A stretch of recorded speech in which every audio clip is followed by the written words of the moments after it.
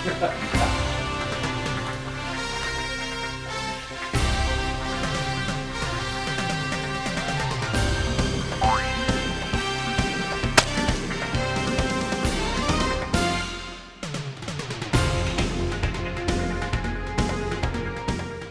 evening, YouTube. I'm Daniel DeBona. And I'm Nick Hart. And this is the SLSA News Network, bringing you the spiciest news. Here's a custom salsa recipe for you. So we're going to try out something new today, and Nick and I are going to be eating some salsa that we've prepared here. We're going to be bringing you what we have found to be some of the best news around the old internet. And Nick made this salsa. We haven't actually tried it yet. Nick, tell them what's in the salsa. Jalapeños. I did use an Anaheim pepper. You saw the recipe. Make it. That is good. Woo! How many jalapenos are in there, Nick? 10. 10 jalapenos. Whole jalapenos, not that no seed pod crap. Woo! All right. Those are spicy. And that's what makes the news spicy. So, we've each got 3 headlines that the other one's not aware of. We're gonna eat hot salsa, and we're gonna bring you the news. I'm gonna start us off with a story out of Missouri. A Franklin County man whose name was not revealed fled cops after being pulled over for a routine traffic stop. He then ditched his car in a hayfield and tried to swim up the Bauhauser River for 5 hours. He assumed that getting into the river would get him away from the cops. He spent 5 hours in the river where they tracked him from a helicopter, and he was eventually arrested at 1:30 p.m. Apparently, this man took his ideas for running away from the cops from old movies where slaves were escaping bloodhounds. Nick, what you got? I have some international news. Ooh. Excuse me if I butcher the names of these cities. Or one city. This is a report from Reuters. In Berlin, firefighters in the town of Werl in western Germany tackled an unusual emergency late on Monday morning when a tank from a local chocolate making factory overflowed into the streets, dumping about a ton of chocolate into the yard and onto the street. The firefighters closed off the street and shoveled the chocolate about 108 square feet to one side before a specialist cleaning company came to clean the road. Despite this heartbreaking incident, it's unlikely that a chocolate-free Christmas is imminent in Werl, the fire department said. And that's that story. Daniel, to you. Any questions about my story? I'm just taking in the streets being covered in chocolate. And then deciding that, don't worry, we'll still have chocolate around for Christmas. Because apparently, oh man, whew, that's really building. Oh yeah, it's spicy. That's good. So I'm usually not a fan of cucumber, but the cucumber adds a certain a freshness to it that I'm not mad about. That's good to hear. That's why I put it in there. I wanted to add a little taste of summer to this heated exchange. It makes it smell amazing too. I do love the smell of cucumber. In not newscaster voice, cucumber melon is what like all the girls wore when I was in middle school and high school from Bath and Body Works. It reminds me of like every date I went on when I was like 15. Man. This is spicy. It is spicy. Okay.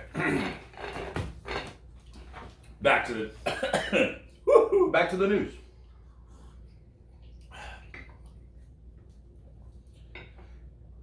A Change.org petition has been started to change the name of Columbus, Ohio.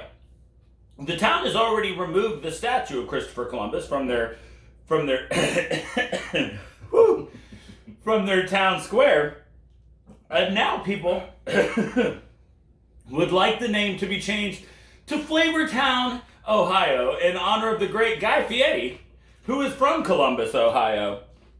They reference the fact that it is also a culinary crossroads of the country and one of the largest test markets for food products in the country. So you can go to change.org and sign a petition to rename Columbus, Ohio, Flavortown. I, however, has some other ideas. Not that I have anything against Guy Fieri, but some other people of note who are from Columbus, Ohio, that perhaps you could change the town name to. You could call it Little Kennel, Ohio, as Lil Bow Wow is from Columbus. You could call it Goosebumps, Ohio, because that's where R.L. Stine is from. Or my personal favorite, you could call it Oh Yeah, Ohio, because that's where Macho Man Randy Savage is from. Thing we have in New Winter. We're going to start go to ourchange.org petition to rename it Oh Yeah, Ohio, because that's what we're going to be doing. Nick? Another news, and NBC is reporting out of New York, a group of solar panel employees who were working on a house noticed a strange sight when they looked up and saw a red balloon with a white styrofoam package floating down into their job site. They were immediately terrified that they were getting bombed, so they called the police. One Luft balloon. They approached the styrofoam container, and there was a message on it that said, NASA atmospheric equipment. Excuse me, this is painful. It said, NASA atmospheric research instrument, not a bomb, exclamation point. If found, please call the number.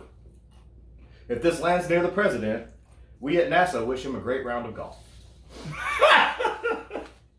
Not reassured by the message, they called the police anyway, as it was making a strange noise.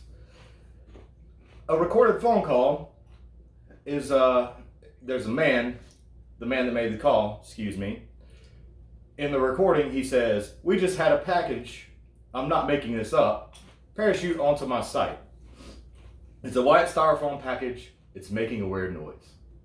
Police dispatched officers and the bomb squad to the area, and the Secret Service also investigated the package. They learned that the box filled with wires was in fact a NASA package and not a bomb, and it contained a weather balloon instrument that measures ozone. Excuse me, my nose is running. The parachute was launched from Rutgers University on site as part of a Long Island Sound tropospheric ozone study. A total of 6 weather balloons were launched from the site on Sunday, and 2 of them have been recovered so far, including one that was found next to Donald Trump's Bedminster Golf Club. Strangely enough. Police say anyone who finds the remaining 4 balloons have nothing to worry about. Daniel? I love that they were like, people are going to think this is a bomb. That's the first thing we need to tell them. Is that it is not a bomb. All right. In international news, a Belgian man by the name of Van Langdingham, is being tortured by pizza. For the past 9 years, Van Langdingham of Belgium has been receiving pizza and kebab orders at all hours of the day and night to his house. He has no idea who's sending them. The orders have been pizza, kebabs, and even flowers.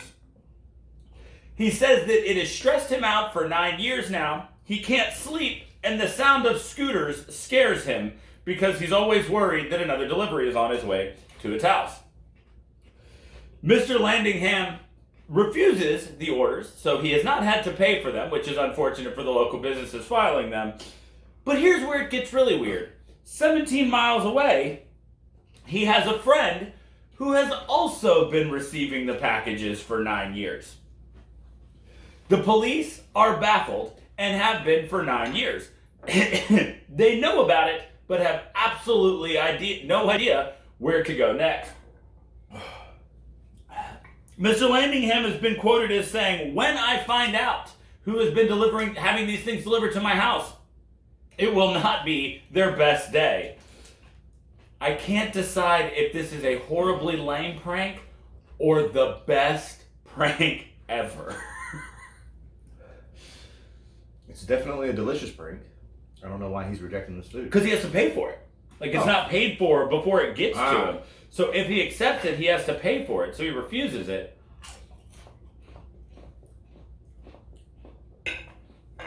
My question is, So spicy. this has been going on for 9 years. Yeah. How many pizza places can there be in a small Belgian town that are still willing to take deliveries to this man's house? Maybe they're just hoping one day they're like, well, we've done this 3,000 times. Maybe this time he'll give it. He'll buy it. And he legitimately has PTSD. Can't sleep at night, and the sound of scooters scare him because apparently that's what they used to deliver. Down in Belgium, where he's from. I am on fire. Yeah. All right, Nick. Oh, this is a story also reported by NBC News. I am changing the names to protect those of the unidentified. That's not my story.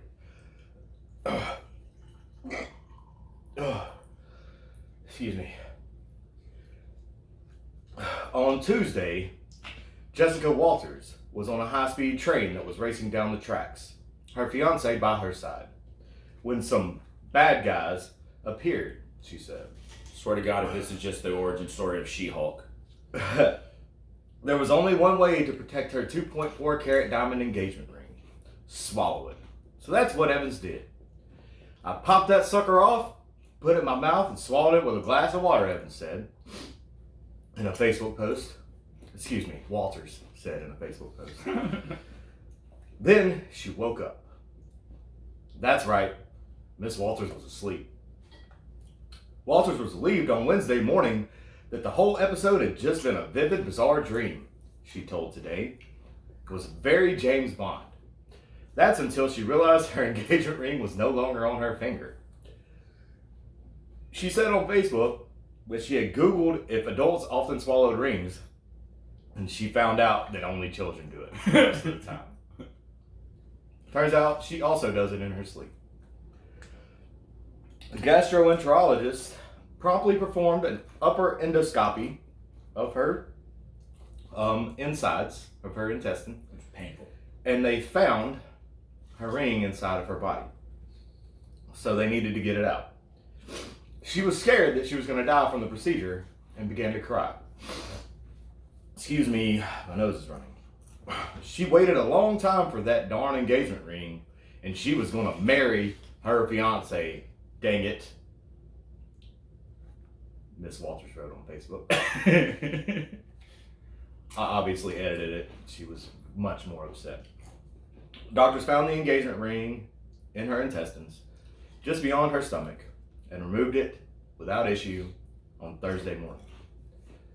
That was 2 days later. Excited, Walters wrote, her fiance will finally be giving her ring back in the morning, and she promised not to swallow it ever again. And they're still getting married, and all is right with the world. Until another group of banditos tries to rob her on a train. At which point, she will be eating her ring again. I love that the concept of this story is that if she hadn't gotten the ring back, they couldn't get married. Yeah, I'm pretty sure he wouldn't care. He's just glad that she's okay.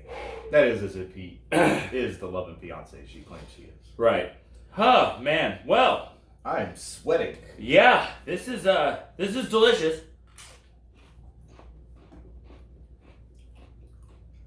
But that's your SLSA newscast for the day. If you've enjoyed it, then we'd like to bring you more of this. And just like so many of the other things we do, excuse me. Spiciest news on the internet. There we go. We could always use your help. This was a salsa recipe that Nick just made up while he was walking down the produce aisle at the grocery store. Oh, man. But if you've got a salsa recipe that you'd like to share with us, you can, of course, email that to us at whatchagotshow@gmail.com. We'll make sure to give you a shout out. You got a spicy salsa recipe, however your salsa tastes. We would love to make your salsa and do this segment every once in a while because this is a lot of fun. We hope it brought you some entertaining news. Don't forget you can check us out at whatchagotshow.com. You can also head over to geekbro.net where you can find not only this, but the other podcasts that we do, or that our friends do. And you can head to TeePublic and do a search for Geek Bro, where you can buy our merch. Thank you to everybody who's purchased stuff already. We've seen a couple people who've got some t-shirts and some things like that. We greatly appreciate everybody who's out there helping us. We are working on bringing you more episodes every week.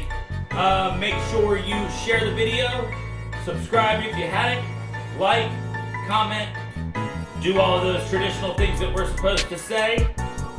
Whew! That is a spicy salsa, Nick, but I like it. I like it. We have destroyed a huge bowl of this salsa. There is what I was gonna say. Fire. Nose is running. We started off with just jalapeños while there are 10 in there because we wanted to give ourselves room to grow. So, send us those salsa recipes, share the video with your friends, let us know what you think about SLSA News Network, the spiciest news on the internet. It's only guaranteed to improve. There we go. For What You Got in SLSA News, I'm Daniel DeBona. And I'm Nick Hardy. Thank you for watching. We'll also have some giveaways here in the very near future. See you.